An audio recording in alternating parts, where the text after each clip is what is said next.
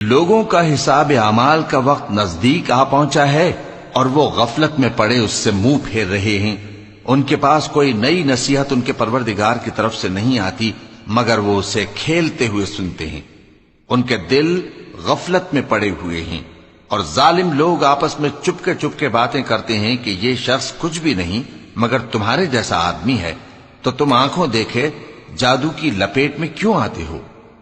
پیغمبر صلی اللہ علیہ وآلہ وسلم نے کہا کہ جو بات آسمان اور زمین میں کہی جاتی ہے میرا پروردگار اسے جانتا ہے اور وہ سننے والا ہے، جاننے والا ہے۔ بلکہ ظالم کہنے لگے کہ یہ قرآن پریشان باتیں ہیں جو خواب میں دیکھ لی ہیں، نہیں بلکہ اس نے اس کو اپنی طرف سے بنا لیا ہے، نہیں بلکہ یہ ایک شاعر ہے۔ تو جیسے پہلے پیغمبر نشانیاں دے کر بھیجے گئے تھے اسی طرح یہ بھی ہمارے پاس کوئی نشانی لائے۔ ان سے پہلے جن بستیوں کو ہم نے ہلاک کیا وہ ایمان نہیں لاتی تھیں، تو کیا یہ ایمان لے آئیں گے؟ اور ہم نے تم سے پہلے آدمی ہی پیغمبر بنا کر بھیجے جن کی طرف ہم وہی بھیجتے تھے۔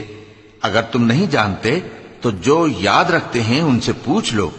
اور ہم نے ان کے ایسے جسم نہیں بنائے تھے کہ کھانا نہ کھائیں اور نہ وہ ہمیشہ رہنے والے تھے۔ پھر ہم نے ان کے بارے میں اپنا وعدہ سچا کر دیا تو ان کو اور جس کو چاہا نجات دی اور حد سے نکل جانے والوں کو ہلاک کر دیا۔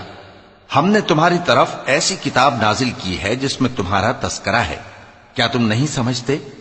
اور ہم نے بہت سی بستیوں کو جو ظالم تھیں پیس ڈالا اور ان کے بعد اور لوگ پیدا کر دیے۔ جب انہوں نے ہمارے عذاب کو دیکھا تو لگے اس سے بھاگنے۔ مت بھاگو اور جن نعمتوں میں تم عیش و آسائش کرتے تھے ان کی اور اپنے گھروں کی طرف لوٹ جاؤ، شاید تم سے اس بارے میں دریافت کیا جائے۔ کہنے لگے ہائے شامت، بے شک ہم ظالم تھے، تو وہ برابر اسی طرح پکارتے رہے یہاں تک کہ ہم نے ان کو کھیتی کی طرح کاٹ کر اور آگ کی طرح بجھا کر ڈھیر کر دیا۔ اور ہم نے آسمان اور زمین کو اور جو مخلوقات ان دونوں کے درمیان ہے اس کو کھیل تماشے کے لیے پیدا نہیں کیا۔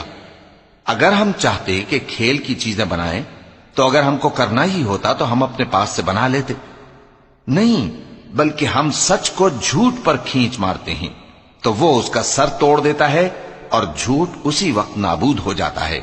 اور جو باتیں تم بناتے ہو ان سے تمہاری ہی خرابی ہے، اور جو لوگ آسمانوں میں اور جو زمین میں ہیں سب اسی کا مال ہیں، اور جو فرشتے اس کے پاس ہیں وہ اس کی عبادت سے نہ تکبر کرتے ہیں اور نہ اکتاتے ہیں، رات دن اس کی تسبیح کرتے رہتے ہیں، نہ تھکتے ہیں نہ تھمتے ہیں۔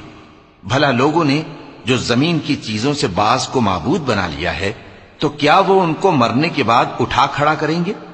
اگر آسمان اور زمین میں اللہ کے سوا اور معبود ہوتے تو زمین و آسمان درہم برہم ہو جاتے۔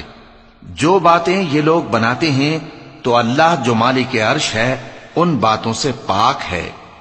وہ جو کام کرتا ہے اس کی پرسش نہیں ہوگی، اور جو کام یہ لوگ کرتے ہیں اس کی ان سے پرسش ہوگی۔ کیا لوگوں نے اللہ کو چھوڑ کر اور معبود بنا لیے ہیں؟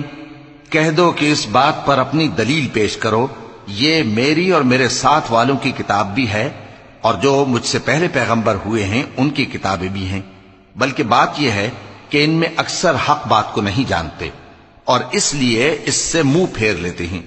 اور جو پیغمبر ہم نے تم سے پہلے بھیجے ان کی طرف یہی وحی بھیجی کہ میرے سوا کوئی معبود نہیں تو میری ہی عبادت کرو۔ اور کہتے ہیں کہ رحمان بیٹا رکھتا ہے، وہ پاک ہے، اس کے نہ بیٹا ہے نہ بیٹی، بلکہ جن کو یہ لوگ اس کے بیٹے بیٹیاں سمجھتے ہیں وہ اس کے عزت والے بندے ہیں، اس کے آگے بڑھ کر بول نہیں سکتے اور اس کے حکم پر عمل کرتے ہیں۔ جو کچھ ان کے آگے ہو چکا ہے اور جو پیچھے ہوگا وہ سب سے واقف ہے، اور وہ اس کے پاس کسی کی سفارش نہیں کر سکتے مگر